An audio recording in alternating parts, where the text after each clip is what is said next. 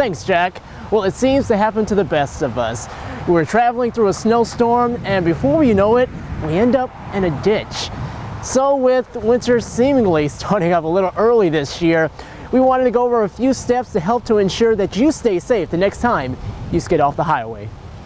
According to the Federal Highway Administration, nearly 900 people are killed and 76,000 are injured annually in vehicle crashes due to ice and snow-covered roads. Sometimes it's not the crash itself that does the harm, but the variables that come afterwards.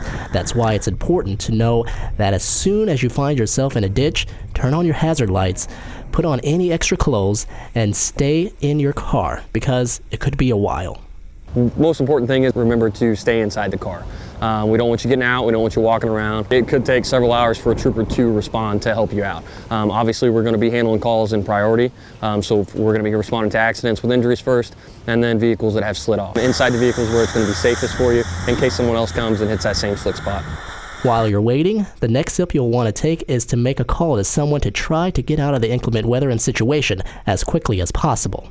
You can call the Illinois State Police, you can call 911, let them know that you've slid off the roadway and the location. You can also contact your own tow. But if you do find yourself in a situation where you've called the state police and it's been a while and something has changed, your car's ran out of gas, it stopped working for some reason, or you're not feeling well, you can contact us again and we're going to make sure that we get someone out there. We want everyone to be safe on the roadways. If you choose to get a ride back into town from someone else, we want you to let the Illinois State Police know that your vehicle's left here. What we're going to do is we're going to put on a list to make sure that we know that car's been checked and that there's not somebody that's still stranded inside that vehicle.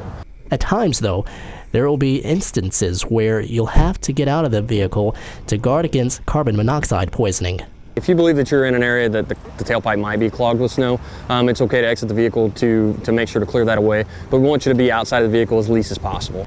Another tip, you can prolong the ability to use heat in your vehicle by periodically turning it off and on. We want you to be able to conserve that gas if need be. If you know you only have a quarter of a tank, we want you to use it sparingly. It could be several hours before someone gets to you. And probably the best tip? Obviously, we want people to leave themselves time before the trip to go early, making sure that you have plenty of gas in the vehicle, lots of supplies, water, blankets, stay warm.